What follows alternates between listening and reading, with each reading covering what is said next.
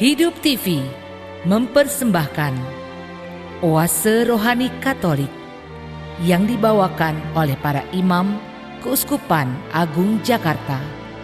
Selamat menyaksikan. Sahabat Oase Rohani Katolik yang terkasih, apa kabar? Kita berjumpa kembali hari ini dalam siaran Oase Rohani Katolik, hari Minggu Advent yang pertama. Dan berbahagia sekali hari ini kita didampingi oleh Pastor Yohanes Budi Raharjo SDB, serta saya Bernadette Marita akan menemani Anda semua sampai di penghujung acara nanti. Sekarang marilah kita menyapa salam damai kepada Pastor Budi yang sudah berada di studio bersama kita hari ini. Salam damai Pastor Budi. Salam damai Marita dan para pemirsa pendengar dimanapun Anda berada. Iya, apa kabar? Sehat Pastor Budi? Syukur kepada Tuhan, sehat, kiranya semua juga demikian ya. Ya, puji Tuhan. Baiklah para sahabat Oase Rohani Katolik, marilah kita awali jumpa kita dengan sebuah doa yang akan dipimpin oleh Pastor Budi. Dalam nama Bapa dan Putra dan Roh Kudus, amin. Allah Bapa kami di surga, Engkau tampaknya begitu jauh dari kami, hingga kurang kami perhatikan dan hampir-hampir kami lupakan kedatangan-Mu kembali. Berkenanlah kini mempercepat kedatangan-Mu di tengah kami, dan buatlah kami mendambakan penyelamatan-Mu. Demi Kristus Tuhan dan pengantara kami. Amin. Baiklah sahabat Oase Rohani Katolik, antifon pembuka untuk hari ini adalah: Kepadamu ya Tuhan ku angkat jiwaku, Allahku, kepadamu aku percaya. Janganlah kiranya aku mendapat malu. Janganlah musuh-musuhku beria-ria atas aku. Ya, semua orang yang menantikan Dikau takkan mendapat malu. Bacaan hari ini diambil dari kitab Nabi Yesaya bab 63 ayat 16b sampai 17, dilanjutkan bab 64 ayat 1 ayat 3b sampai 8. Ya Tuhan, Engkau sendirilah Bapa kami. Sejak dahulu kala namamu ialah penebus kami. Ya Tuhan, mengapa Engkau biarkan kami sesat dari jalan-Mu? Mengapa Engkau tegarkan hati kami sehingga kami tidak takut kepadamu? Kembalilah oleh karena hamba-hambamu dan oleh karena suku-suku milik pusakamu. Sudilah Engkau mengoyakkan langit dan turun, sehingga gunung-gunung goyang di hadapanmu. Karena sejak dahulu kala orang tidak pernah mendengar, dan juga tidak ada telinga yang mendengar, tidak ada mata yang melihat Allah yang bertindak bagi orang yang menanti-nantikan Dia. Hanya Engkau yang berbuat demikian. Engkau menyongsong mereka yang melakukan kebenaran dan yang mengindahkan jalan yang Kau tunjukkan. Sesungguhnya Engkau ini murka sebab kami berdosa. Terhadap Engkau kami memberontak sejak dahulu kala. Demikianlah kami semua seperti orang najis, dan segala kesalehan kami seperti kain kotor. Kami semua menjadi layu seperti daun, dan kami lenyap oleh kejahatan kami seperti daun dilenyapkan oleh angin. Tidak ada yang memanggil namamu atau yang bangkit untuk berpegang kepadamu. Sebab Engkau menyembunyikan wajah-Mu terhadap kami. Engkau menyerahkan kami ke dalam kekuasaan dosa kami. Tetapi sekarang ya Tuhan, Engkaulah Bapa kami. Kami ini tanah liat, dan Engkaulah yang membentuk kami, dan kami semua adalah buatan tangan-Mu. Demikianlah sabda Tuhan. Syukur kepada Allah. Sahabat Oase Rohani Katolik, marilah kita tanggapi sabda Tuhan. Tuhan, Engkaulah penyelamatku. Tuhan, Engkaulah penyelamatku. Hai Gembala Israel, pasanglah telingamu. Engkau yang duduk di atas para kerub, tampillah bersinar. Bangkitkanlah keperkasaanmu, dan datanglah menyelamatkan kami. Tuhan, Engkaulah penyelamatku. Allah semesta alam, kembalilah, pandanglah dari langit, dan lihatlah. Tengoklah pohon anggur ini, lindungilah batang yang ditanam oleh tangan kananmu. Tuhan, Engkaulah penyelamatku. Kiranya tanganmu melindungi orang yang di sebelah kananmu, anak manusia yang telah kau teguhkan bagi dirimu. Maka kami tidak akan menyimpang daripadamu. Biarlah kami hidup, maka kami akan menyerukan namamu. Tuhan, Engkaulah penyelamatku. Bacaan dari surat pertama Rasul Paulus kepada jemaat di Korintus, bab 1 ayat 3 sampai 9. Saudara-saudara, kasih karunia dan damai sejahtera dari Allah Bapa kita dan dari Tuhan kita Yesus Kristus menyertai kamu. Aku Paulus senantiasa mengucap syukur kepada Allahku karena kamu, atas kasih karunia Allah yang dianugerahkannya kepada kamu dalam Kristus Yesus. Sebab dalam Kristus kamu telah menjadi kaya dalam segala hal, yaitu dalam segala macam perkataan dan pengetahuan, sesuai dengan kesaksian tentang Kristus yang telah diteguhkan di antara kamu, sehingga kamu tidak kekurangan suatu karunia pun sementara kamu menantikan penampakan Tuhan kita Yesus Kristus. Dia juga akan meneguhkan kamu sampai kesudahannya, sehingga kamu tak bercacat pada hari Tuhan kita Yesus Kristus. Sebab setialah Allah telah memanggil kamu kepada persekutuan dengan anaknya Yesus Kristus Tuhan kita. Demikianlah sabda Tuhan. Syukur kepada Allah. Sahabat Oase Rohani Katolik, sekarang marilah kita simak bacaan Injil dari Injil Markus bab 13 ayat 33 sampai 37. Tuhan sertamu. Dan sertamu juga. Inilah Injil Yesus Kristus menurut Markus. Dimuliakanlah Tuhan. Sekali peristiwa, Yesus bersabda kepada murid-muridnya, "Hati-hatilah dan berjaga-jagalah, sebab kamu tidak tahu bila mana waktunya tiba. Ibaratnya seperti seorang yang bepergian, yang meninggalkan rumahnya dan menyerahkan tanggung jawab kepada hamba-hambanya, masing-masing sesuai dengan tugasnya, dan memerintahkan supaya penunggu pintu berjaga-jaga.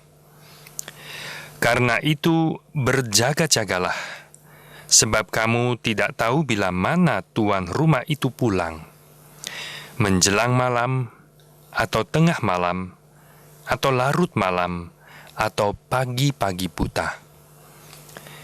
Hal ini kukatakan supaya kalau ia tiba-tiba datang, jangan sampai kamu didapatinya sedang tidur.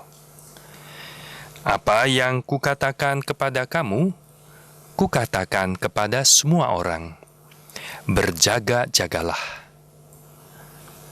Demikianlah Injil Tuhan. Terpujilah Kristus. Sahabat Oase Rohani Katolik, setelah kita menyimak bacaan-bacaan pada hari ini, kita akan menyimak permenungan yang akan disampaikan oleh Pastor Budi untuk kita semua.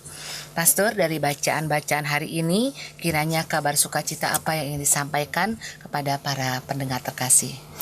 Baik, Marita, sebelum saya masuk dalam renungan atau pesan dari Sabda Tuhan minggu ini, saya mau memberi catatan mengenai liturgi, bahwa masa Advent itu adalah dalam liturgi merupakan tahun baru.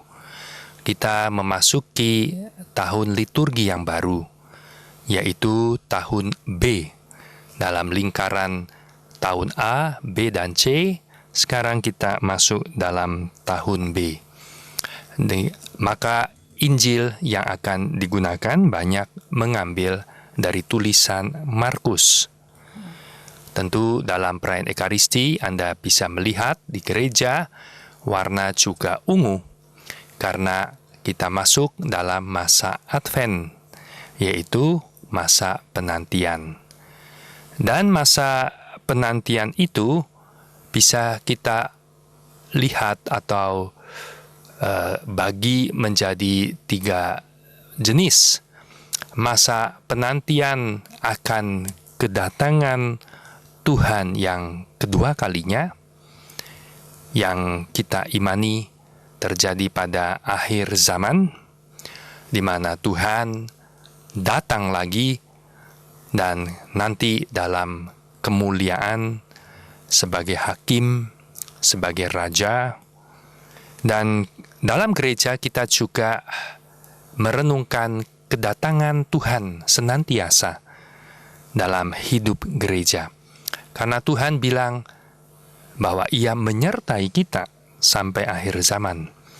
Lalu senantiasa dalam kehidupan gereja kita umat Allah, kita mau menantikan kedatangannya di dalam hidup kita.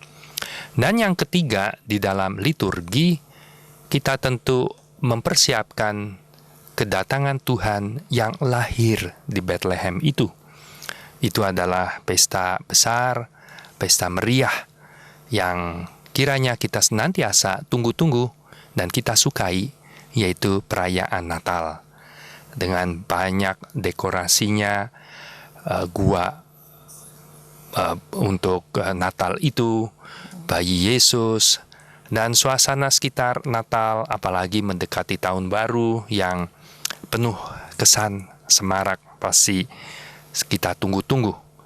Nah, itu sedikit catatan tentang liturgi, mana kita masuk minggu pertama Advent di tahun yang baru, lingkaran tahun B. Dan bacaan pertama tadi diambil dari Nabi Yesaya. Seperti biasa, bacaan pertama selalu diambil yang ada hubungannya dengan bacaan Injil. Bacaan Injil intinya tentu sesuai dengan namanya masa Advent penantian, nasihat Tuhan adalah supaya kita selalu berjaga-jaga. Maka kita menantikan Tuhan yang datang untuk menyelamatkan kita. Itu juga inti dari pesan bacaan pertama dari Nabi Yesaya yang berdoa supaya Yahweh Allah Israel itu datang segera, mengoyakkan langit istilahnya, turunlah. Untuk apa? Tentu untuk menolong umatnya. Senantiasa sebagai orang beriman, ketika kita melihat keadaan hidup kita yang banyak masalah, penderitaan, dan semua itu pada dasarnya karena dosa kita menantikan Tuhan yang datang untuk menolong. Bab 63 kitab Yesaya ini, menurut ahli kitab suci, itu ditulis di saat Israel, orang-orang Yahudi, sudah kembali dari pembuangan di Babel. Jadi sekitar tahun 500 sebelum Masehi. Dan waktu pulang dari pembuangan di Babel, orang Yahudi bangsa Israel itu penuh dengan entusiasme. Entusiasme karena inilah keselamatan kedua. Dulu keselamatan utamanya itu kan dalam peristiwa Eksodus, keluaran dari Mesir menuju tanah terjanji. Tapi kemudian mereka mengalami pembuangan. Dibuang sampai ke Babel dan sekarang kembali lagi ke tanah terjanji itu. Maka penuh dengan antusiasme bahwa keadaan umat akan segera dipulihkan. tetapi ternyata kenyataannya tidaklah seperti itu yang dialami. Karena keselamatan yang pemulihan itu yang dipikirkan akan segera terjadi, tidak terjadi juga begitu yang dengan cepat seperti yang diharapkan. Bait Allah yang runtuh, hancur pada waktu itu, ternyata juga tidak segera dibangun seperti yang diharapkan. Dan bagi umat Israel, bait Allah itu adalah yang paling penting, jiwanya kehidupan mereka, pusat semangat untuk mereka, tanda kehadiran Tuhan di tengah umatnya. Maka antusiasme itu yang tadinya besar meluap sesudah pembuangan, kembali dari pembuangan, mulai mereda, mulai meredup. Dan disadari umat ternyata setelah kembali dari pembuangan juga masih kehidupannya sama lagi-lagi, jatuh di dalam dosa. Ya, maka Nabi berseru untuk meminta kepada Allah Yahweh, itu Allah Israel Yahweh, untuk segera datang. Sudilah engkau mengoyakkan langit dan turun. Dan Yesaya menyapa dengan sebutan Bapa. Ya Tuhan, engkau sendirilah Bapa kami. Ketika Nabi menyapa Yahweh sebagai Bapa, itu artinya dia mau menekankan lebih Yahweh itu sebagai penebus, Allah penebus Israel. Ya, lebih dari sang pencipta, dia adalah penebus Israel, pembebas. Dan pertama-tama seperti tadi yang saya katakan, penebusannya, pembebasannya adalah dari perbudakan di Mesir. Dan kemudian membuat perjanjian di Gunung Sinai, ya, oleh Musa, lalu perjanjian yang dibahari oleh Yosua dan juga oleh raja-raja, para nabi.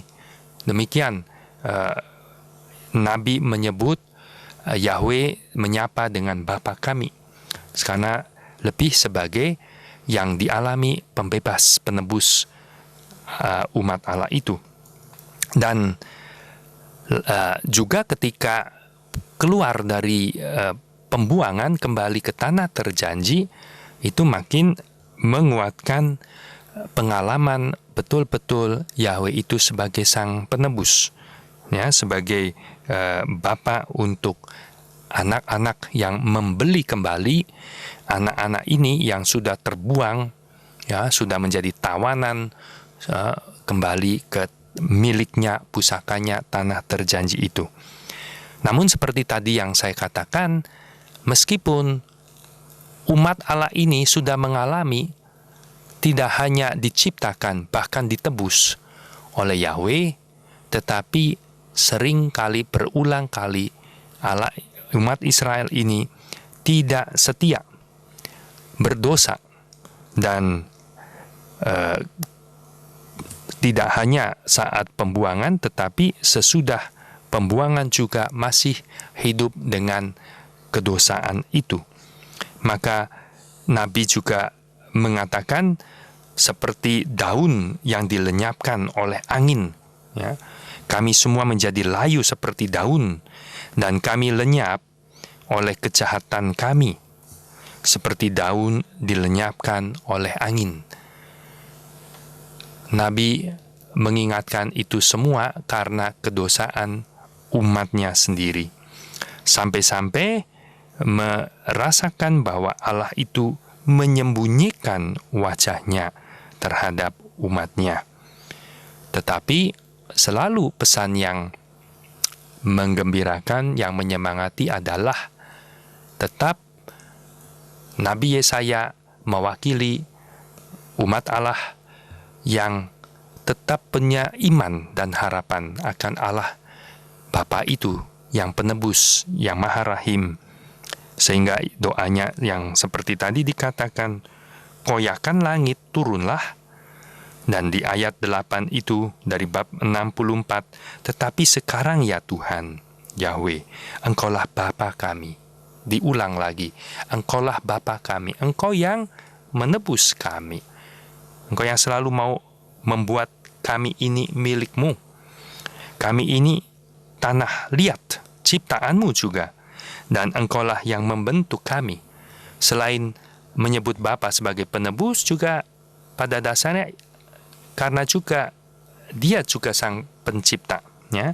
Dan kami semua adalah buatan tanganmu, ya. Maka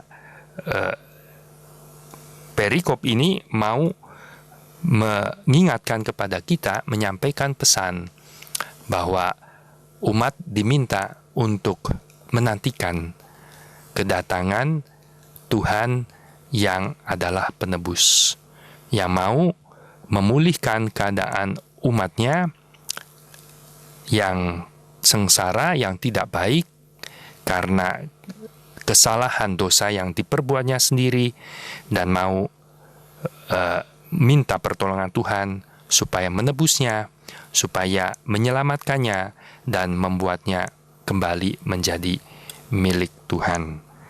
Begitu Marita komentar yang saya bisa berikan untuk bacaan pertama dari kitab Nabi Yesaya ini. Ya, kalau bacaan kedua, Pastor. Bacaan kedua, khusus memang sebetulnya kalau minggu-minggu biasa saya sering ingatkan, bacaan kedua tidak ada hubungannya saat dipilih lepas dari bacaan satu dan Injil. Namun khusus dalam Minggu Advent, bacaan kedua juga dipilih sesuai dengan tema yang sama, yaitu menantikan kedatangan Tuhan. Dan dipilih adalah surat pertama Rasul Paulus kepada jemaat di Korintus. Sedikit informasi background dari surat ini. Paulus mengalami satu keberhasilan di dalam pewartaannya untuk umat di Korintus. Sebelumnya kepada umat di Athena kurang berhasil, boleh dibilang, karena para pemikir, filsuf orang Athena itu begitu kritis dan tidak terbuka terhadap pewartaan Injil. Kalau masih ingat di Kisah Para Rasul, orang-orang Athena malah ketawa dan mengolok Paulus ketika Paulus sampai pewartaan tentang Yesus yang disalibkan, wafat, tapi dibangkitkan lagi. Buat orang Athena itu malah sesuatu yang menjadi bahan tertawaan. Nah, di Kisah Para Rasul sampai mereka bilang, lain kali aja kami dengar kamu ketika sampai dengar berita orang mati bisa bangkit. Ya, dan tidak terbayangkan, dan memang pasti tidak masuk akal kita, dan belum pernah ada pengalaman, dan sampai dalam pengalaman hidup kita orang mati bisa bangkit seperti itu. Tapi itulah yang justru diwartakan dalam Injil, bahwa kematian yang akibat dosa itu bukan akhir segalanya. Justru disitulah kabar gembira, lagi-lagi Allah penebus, Dia menghidupkan lagi kita, bahkan ketika sudah keadaannya paling hopeless, paling tidak ada harapan. Di situ Allah menunjukkan kuasanya sebagai penebus dengan membangkitkan orang mati. Dan justru di Korintus, Paulus mendapat satu sambutan yang menggembirakan. Boleh dibilang ya istilahnya sukses di dalam karya pewartaan di Korintus, dan banyak yang menjadi percaya. Malah Paulus melihat ada banyak karunia yang diterima, yang ada di antara umat yang sudah percaya ini, umat Allah di Korintus. Berbagai karunia, dua yang disebutkan di dalam bacaan perikop hari ini, yaitu karunia perkataan dan pengetahuan, ya. Dalam Kristus kamu telah menjadi kaya dalam segala hal, yaitu dalam segala macam perkataan dan pengetahuan, sehingga kamu tidak kekurangan satu karunia pun.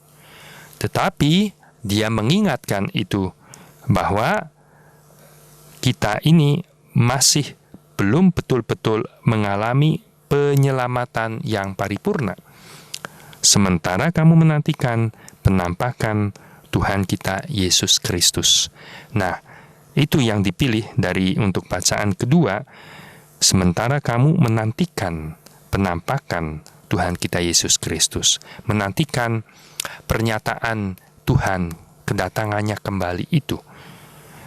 Dia juga akan meneguhkan kamu sampai kesudahannya, sehingga kamu tak bercacat pada hari Tuhan kita Yesus Kristus.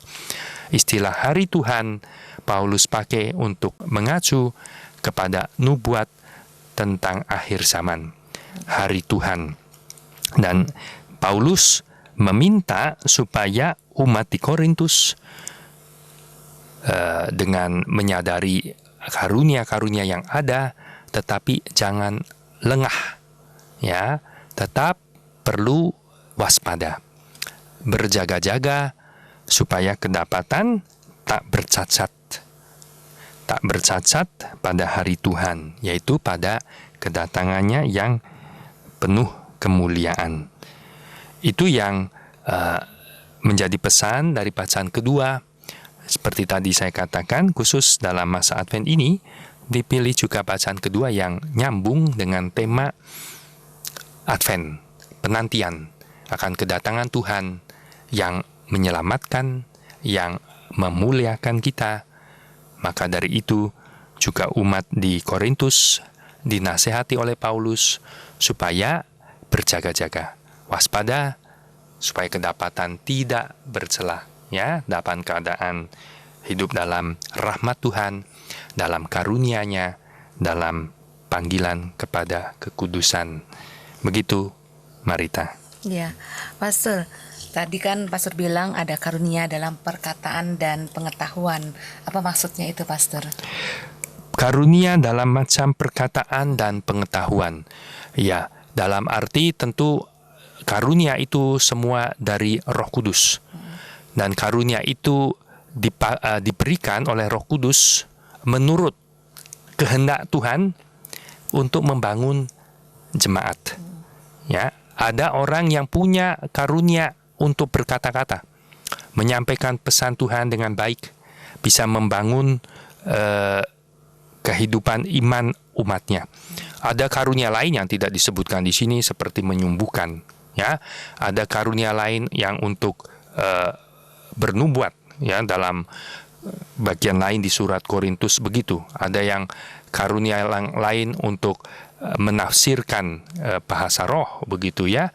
Ada karunia yang lain-lain. Dan perkataan dalam arti punya karunia untuk bisa berkata-kata, untuk menyampaikan pesan Tuhan, membangun jemaat untuk terus bertumbuh di dalam iman. Ya, kita tahu kalau melihat sesama kita juga, ada orang yang pinter ini, bagus dalam membawakan talk show atau bicara, konferensi, khotbah, homili. Nah, itu kita bisa lihat, punya karunia di situ. Ya, dan yang lain mungkin punya karunia dalam hal yang lain, dalam pengetahuan. Nanti ada yang pengetahuan seperti guru, profesor, ya, dengan pengetahuan yang mendalam, ya, punya karunia itu. Tidak semua orang punya kelebihan seperti itu, ya. Dan disitulah dibagikan karunia-karunia, semuanya adalah untuk kepentingan pembangunan gereja, jemaat, supaya gereja itu menjadi dewasa, bertumbuh dalam kepenuhan, kedewasaan, sampai pada ukuran Kristus, kata Paulus, ya. Begitu. Ya, terima kasih, Pastor. Sahabat Oase Rohani Katolik, kita hentikan dulu bagian pertama ini, kita resapkan dalam hati sanubari sambil kita merenungkan apa yang disampaikan oleh Pastor Budi tadi, dan kami akan kembali setelah jeda berikut ini. Hidup TV mempersembahkan Oase Rohani Katolik yang dibawakan oleh para imam Keuskupan Agung Jakarta. Selamat menyaksikan. Sahabat Oase Rohani Katolik, kembali Anda menyimak siaran Oase Rohani Katolik hari Minggu Advent yang pertama. Dan masih bersama Anda, Pastor Yohanes Budi Raharjo SDB, serta saya Bernadette Marita akan menemani Anda sampai di penghujung acara nanti. Saya informasikan kepada Anda yang ingin bertanya, mengajukan usul atau saran, silahkan kirim pesan singkat ke nomor handphone 0822 1036 1555. Kami ulangi 0822 1036 1555. Sekarang marilah kita kembali ke Pastor Budi untuk menyimak renungan di bagian kedua ini. Pastor, di bagian kedua ini apa yang akan disampaikan? Baik, Marita. Bagian kedua membahas Injil dari Markus. Itu sebuah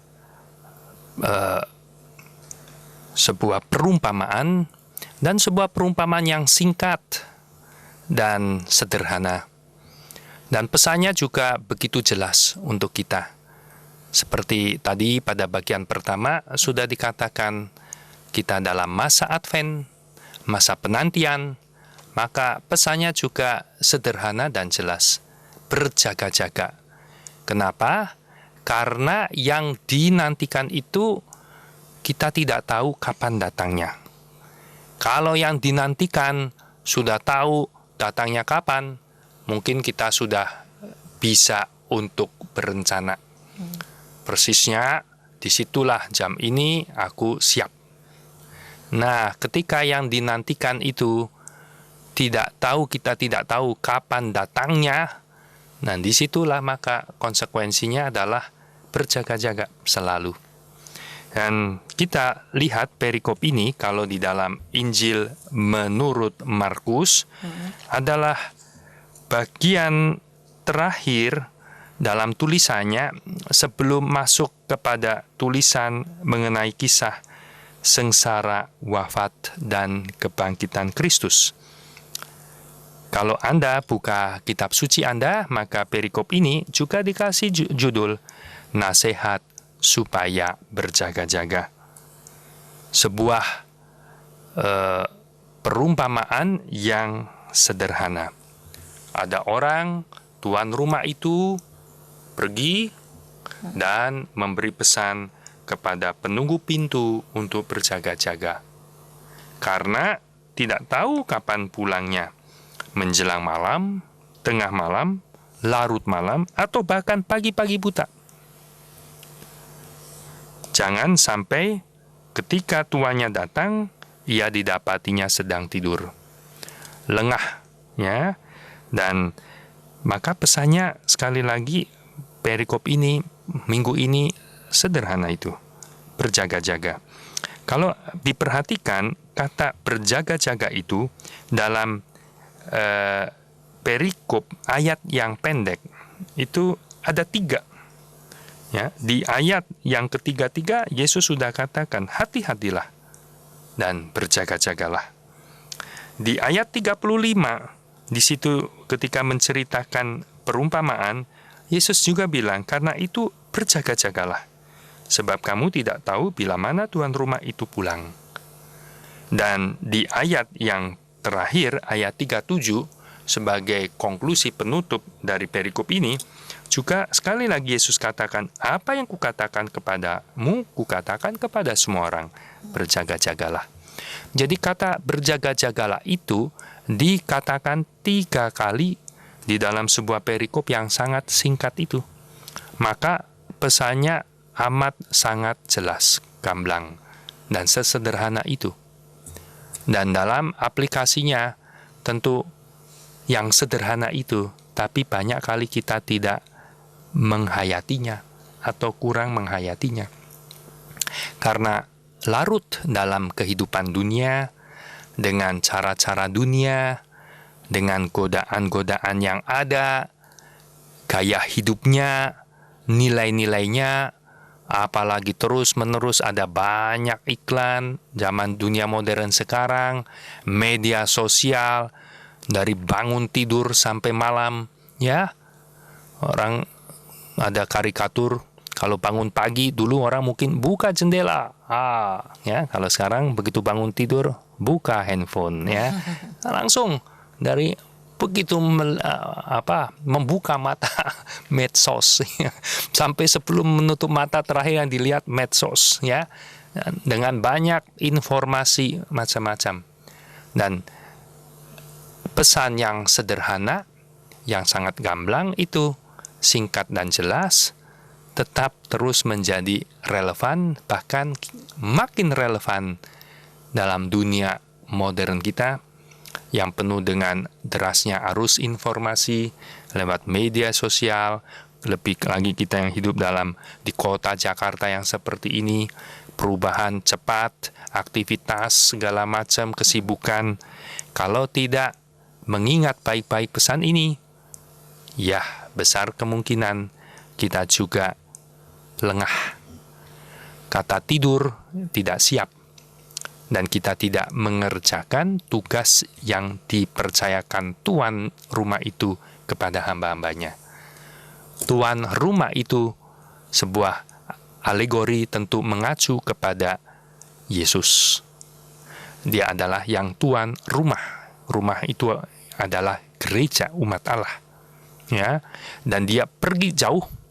Itu mengacu perumpamaan ini secara alegori kepada kenaikan Tuhan jauh ke surga, ya. Dan kapan kembali Tuhan itu yang berpergian itu, yang pergi ke sana, dan itu yang dinantikan oleh gereja kita, umat Allah. Dan masing-masing kita di dalam rumah itu seperti hamba-hamba yang juga disebutkan oleh Markus, masing-masing menerima tugasnya. Maka jangan sampai ketika tuannya itu datang, hamba itu tertidur, hamba itu lengah, tidak sedang mengerjakan tugasnya. Iya. Ya, dan kalau kedapatan begitu, ya sayang sekali tidak mendapat hadiah yang tuannya mau berikan ketika dia datang.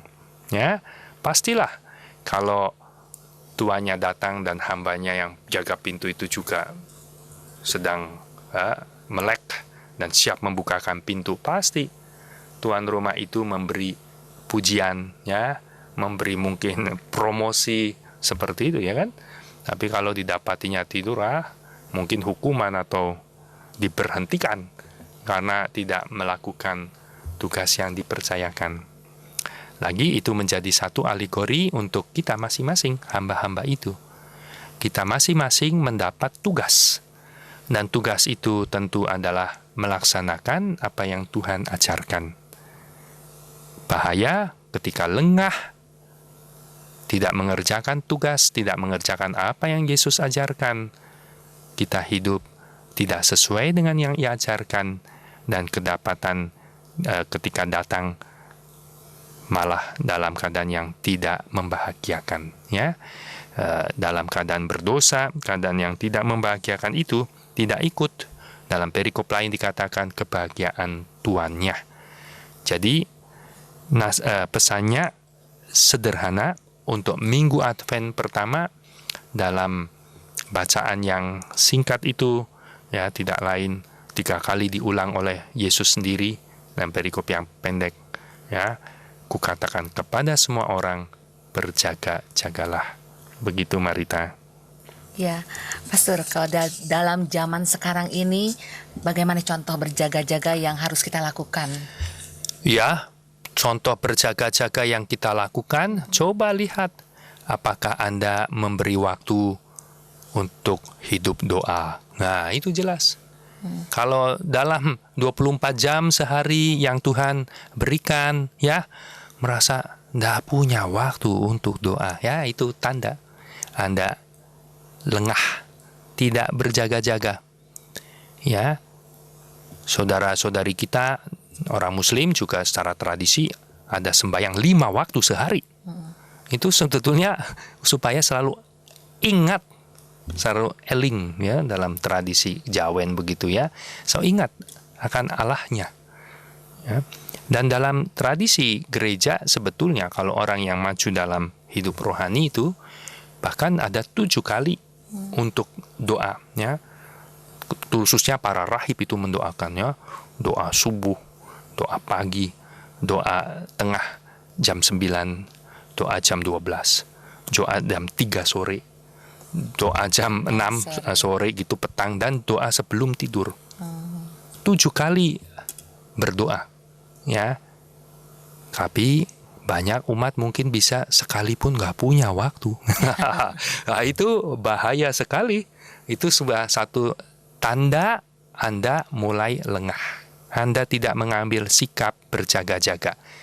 Kalau Anda mengambil sikap berjaga-jaga, pasti memberi waktu, ada waktu pasti dialokasikan, diprioritaskan untuk doa. Setidaknya pagi hari dan petang hari. Pagi hari memulai hari, ambil sabda Tuhan, membaca dan merenungkannya. Dan kemudian panjatkan doa untuk mohon Tuhan menyertai hari ini dalam hidup karya saya, dan selalu mengingat apa ya yang pesan hari itu kubaca dan kuresapi dalam hidupku ya. Dan petang hari kemudian merefleksi sepanjang hidup tadi, bagaimana memeriksa batin, memeriksa diri kita, apakah sudah benar hidup sesuai dengan yang Tuhan ajarkan, atau kita juga lemah tadi, tidak setia. Dan di situ terus bisa membangun sikap tobat ya, kalau menyadari juga kelemahan, kejatuhan ya, dan mau memperbaikinya seperti itu ya. Dan apalagi di antara seluruh hari bisa dipanjatkan doa-doa yang singkat ya, memanjatkan doa pada Tuhan. Kita punya kekayaan doa rosario bersama Bunda Maria, apalagi ada yang lebih dari itu, rajin juga bahkan ekaristi harian. Itu semua adalah sarana untuk berjaga-jaga ya. Doa adalah sarana yang paling utama untuk berjaga-jaga ya. Bukankah Tuhan bilang roh penurut tapi daging lemah? Maka itu berjaga-jaga, berdoalah, punya waktu berdoa. Dan berdoa sekali lagi bukan pertama-tama banyak kata-kata yang indah-indah kita panjatkan kepada Tuhan, atau banyak kata-kata yang kita susun untuk permohonan-permohonan. Bukankah Tuhan Yesus bilang ya, sebelum kita omong juga Tuhan tahu sebetulnya apa yang kita perlukan. Tapi doa pertama-tama adalah mendengarkan apa yang Tuhan mau sampaikan ya dalam firman-Nya. Kita beri waktu, lalu juga doa merefleksikan hidup yang direfleksikan berdasarkan terang Tuhan. Dengan demikian hidup itu akan makin bernilai, berarti, karena firman Tuhan, sabda Tuhan itu seperti Paulus bilang kepada Timotius, berguna untuk mengajar, menyatakan kesalahan, untuk mendidik kita dalam kebenaran. Saya tadi menyebut bagian pertama tentang orang Yunani, para filsuf. Ada filsuf yang terkenal, Bapak filsuf Yunani kuno, Sokrates ya, dan ia mengatakan hidup yang tidak direfleksikan itu hidup yang tidak berharga ya. Nah, karena manusia punya kemampuan berefleksi ya. Sayang manusia tidak menggunakan kemampuan anugerah yang, nah itu tadi bicara tentang karunia anugerah ya. Hewan, mana pernah ada hewan berefleksi? Tidak ada. Makan, minum, berkembang biak ya semua bisa ya kan. Tetapi berefleksi itu adalah karunia hidup khas, khusus, yang disebut manusia dalam gambar dan rupa Allah.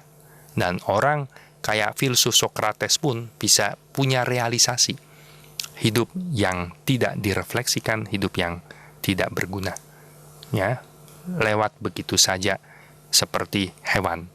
Seperti hewan, tidak sekarang ada besok nggak ada, sudah selesai ya, tapi hidup yang direfleksikan, dan kita punya sumber terang untuk merefleksikannya tidak lain dari sabda Tuhan, dari ajaran teladan Yesus yang merupakan kepenuhan wahyu, kepenuhan kebenaran, yang mendidik kita dalam kebenaran, yang mau membuat kita itu mencapai kesempurnaan dalam gambar dan rupa Allah seperti Dia, ya.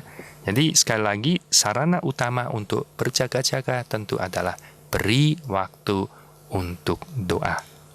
Begitu, Marita. Ya, berarti kita jangan lupa untuk berdoa ya, Pastor. Betul. Ya. Pastor, bagaimana cara berefleksi, Pastor? Mungkin para pendengar terkasih juga belum tahu bagaimana harus berefleksi itu. Ada banyak, Anda bisa ambil di toko-toko buku atau mungkin di browse di Google, ya, tentang refleksi, meditasi, ya, ada banyak, ya. Ada banyak metode juga. Tapi yang sederhana adalah ambillah satu secara teratur, satu perikop di dalam kitab suci, dan bisa menggunakan bacaan harian dalam liturgi gereja. Ikuti itu. Jadi kita seperti masuk di dalam sekolah sebetulnya, dan sekolahnya itu adalah bunda kita gereja, ya, bunda kita yang mengatur tiap hari tuh ada ini, bacalah, ya, sedikit ya, dan ambillah dan bacalah, ya, ambil itu, buka perikop itu, khususnya Injil tentu, ya, dan merenungkan, membayangkan, ya, mengimajinasikan, lalu bicara apa sabda Tuhan itu kepadaku, dan apa yang menjadi menyapa aku sesuai dengan pesan, ya, Tuhan untukku hari ini. Dan untuk minggu sekarang, minggu Advent pertama, di seluruh dunia, seluruh gereja, kita sama-sama merefleksikan ini. Berjaga-jagalah. Yang ku katakan kepadamu, kata Yesus kepada murid-murid, ku katakan kepada semua orang, kepada kita semua. Dan di situ kita refleksikan bersama-sama lewat seperti yang sedang kita dengarkan bersama lewat siaran ini, radio, TV, ya. Itu membantu kita juga merefleksikan. Oh ya, saya katakan tadi pesan Tuhan minggu ini tentu sederhana, jelas, gamblang, ya. Tapi kemudian bisa menjadi refleksi untuk kita. Oh ya, betul ya tidak ya aku ini berjaga-jaga.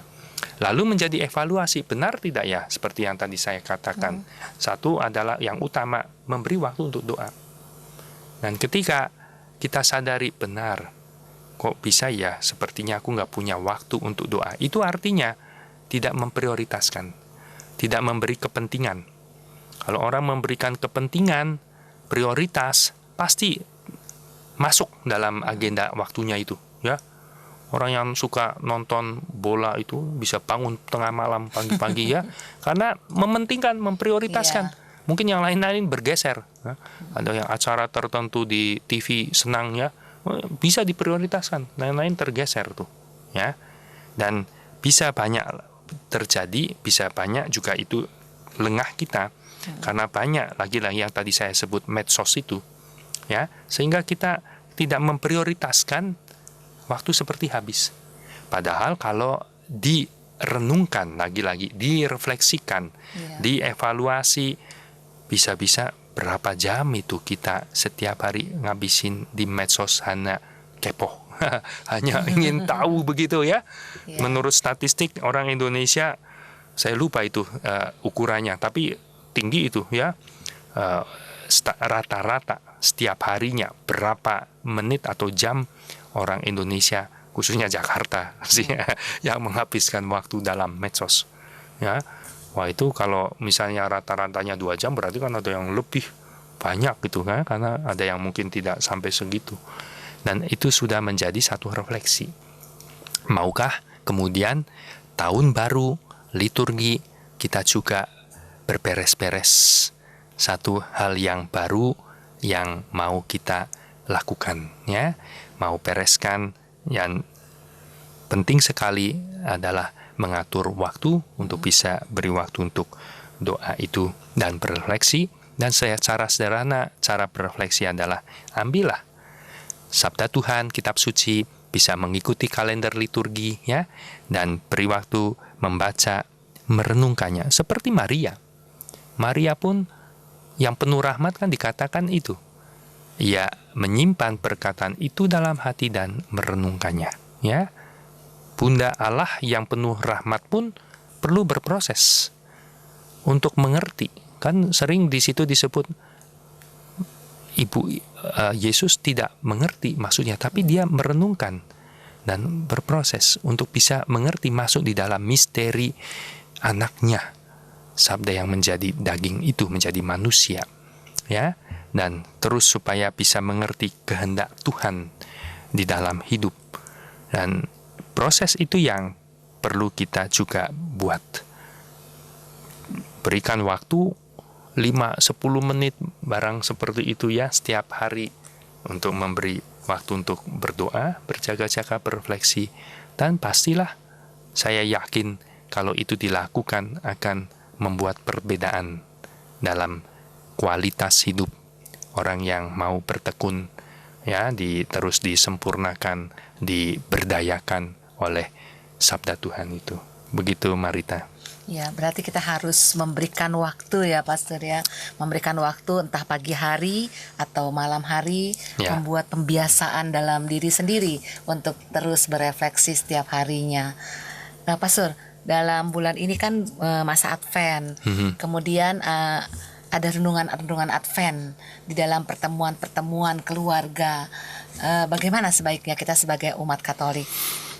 Tentu sesuai dengan himbauan dari gereja, maunya kan untuk pertemuan bulan keluarga ini melibatkan semua anggota keluarga, supaya dari orang tua, anak-anak yang remaja, orang muda, bahkan yang masih kecil, bersama-sama bisa ambil bagian dalam kegiatan kebersamaan, ya. Karena dalam keuskupan, salah satu sasaran prioritas yang mau dicapai adalah membentuk keluarga yang utuh terpadu. Dan salah satu kegiatannya, programnya, inisiatifnya adalah punya kegiatan yang melibatkan semua anggota keluarga. Maka dalam bulan keluarga dikemas dari Komisi Kerasulan Keluarga, tentu kerjasama dengan Komisi Kerasulan Kitab Suci, membentuk renungan yang sifatnya lebih ringan dengan lagu-lagu, kiranya bisa action songs dan ada permainan, tapi ada sabda Tuhan yang juga bahan untuk lagi-lagi itu refleksikan, ya, untuk direnungkan dalam kebersamaan sebagai sebuah keluarga. Saya sadar bahwa tentu itu tantangan yang makin sulit, ya, karena kadang untuk kumpul yang satu angkatan pun sudah sulit. Antara orang tua pun selevel itu kadang sulit. Ya, banyak juga di mana-mana lebih banyak ibu-ibu daripada bapaknya, itu sudah sulit, ya. Di antara orang muda juga tidak banyak. Seringkali kalau menurut data statistik orang mudanya sekian, ya, tapi yang datang berkumpul entah berapa, 10% mungkin paling banyak, ya. Apalagi juga anak-anaknya yang kecil itu, ya. Dan kita diminta untuk dalam bulan keluarga itu malah lebih lagi membuat satu kegiatan di mana semua anggota keluarga datang ikut dalam pertemuan itu. Saya menyadari pasti itu makin sulit lagi, ya. Tidak semua keluarga itu sama-sama aktif dalam hidup bersama menggereja, ya. Biarpun mungkin aktif, tapi mungkin yang satu sedang ada kegiatan apa, waktunya tidak sama, ya. Tapi satu himbauan, satu komitmen, kalau lagi-lagi itu, kalau kita mau prioritaskan, ya, dan direncanakan bersama-sama, keluarga-keluarga bilang, ayo ini ada bulan keluarga, kita diminta supaya ikut kegiatan bersama, ya, melakukan kebersamaan. Maka kalau bisa direncanakan dari jauh-jauh hari, Ya, biasanya di lingkungan juga sudah diberitahukan untuk tanggal berapa saja pertemuan 4 kali itu dalam masa Advent bulan keluarga, dan prioritaskan dan taruh dalam jadwal bersama keluarga itu. Dan itu bisa membantu terus keluarga-keluarga untuk ada kegiatan yang sama, berkumpul ya. Kegunaannya adalah untuk mendekatkan relasi anggota dan setiap anggota keluarga. Lagi-lagi ya ini, apalagi zaman kita yang gadget medsos itu yang kita sudah tahu banyak kan, bisa menjauhkan yang dekat. Masing-masing sudah sibuk dengan gadgetnya, medsosnya, biarpun dekat, bahkan makan bersama pun tidak berinteraksi. Ya, dan ini adalah sebuah kiat untuk terus menyadarkan, mengcounter hal-hal itu supaya kita jangan lengah. Relasi, interaksi antara anggota keluarga itu juga penting, ya. Jadi dalam bulan keluarga saya mengerti tidak seperti dalam bulan Kitab Suci September, mungkin yang lebih menekankan refleksinya lebih kuat, tapi yang di sini lebih interaksinya yang lebih mau juga bisa dicapai, interaksi antar anggota keluarga, ya, semuanya itu, sehingga ada lagu dengan gerak kalau lebih baik, ya, lagu-lagu seperti sekolah minggu itu yang memang sudah disusun, ada juga permainan-permainan yang bisa membuat lebih hidup. Tapi tidak mesti ada sabda yang direfleksikan, meskipun dengan kadar yang sederhana, karena ada yang anak-anak yang ikut, ya, tapi tetap mesti itu menjadi komponen yang tidak boleh dilupakan, ya, mesti ada, karena kita terus-menerus dibangun oleh sabda Tuhan dalam hidup kita pribadi dan dalam hidup bersama sebagai keluarga. Begitu, Marita. Saling mengakrabkan ya antara anggota keluarga, juga antara keluarga satu dengan keluarga yang lainnya ya, Pastor ya. Kalau akrab satu sama lain kan lebih suasananya lebih enak gitu. Betul. Ya. Apa itu, Pastor, temanya saya lupa ya. Dalam Kebineka Tunggal Ika ya, Pastor ya. Ya, dalam itu kan supaya keluarga juga berbeda-beda ya dalam persatuan, kesatuan. Iya, Pastor, bisakah Pastor merangkum semua bacaan kita hari ini agar menjadi pesan yang dibawa oleh para pendengar yang terkasih? Pesannya sekali lagi tentu sangat sederhana. Kita menantikan kedatangan Tuhan.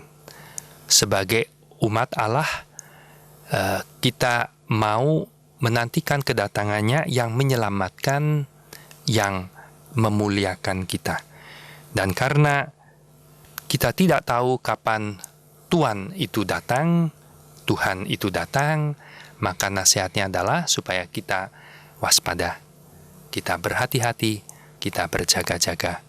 Dan untuk itu sangat penting untuk kita memberi waktu dalam hidup doa pribadi dan keluarga. Demikian, Marita. Ya, terima kasih, Pastor. Sahabat Oase Rohani Katolik, dengan demikian kita harus menyudahi acara kita siaran Oase Rohani Katolik hari ini. Maka Pastor Yohanes Budi Raharjo SDB dan saya Bernadette Marita undur pamit dari ruang dengar Anda. Kami mengucapkan salam damai, tetap semangat dan tersenyum. Kita akan tutup jumpa kita dengan doa penutup dan mohon berkat Tuhan melalui Pastor Budi. Marilah kita berdoa. Bapa di surga, dengarkanlah doa kami dan berikanlah harapan kepada semua orang yang mendambakan kedatangan-Mu, bantuan-Mu. Berkatilah dan lindungilah kami berkat sabda-Mu dan jadikanlah kami saksi cinta kasih-Mu. Demi Kristus Tuhan dan pengantara kami. Amin. Tuhan sertamu dan sertamu juga. Dan semoga saudara sekalian diberkati oleh Allah yang Maha Kuasa, Bapa dan Putra dan Roh Kudus. Amin. Demikianlah Oase Rohani Katolik yang dibawakan oleh para imam Keuskupan Agung Jakarta. Tuhan memberkati.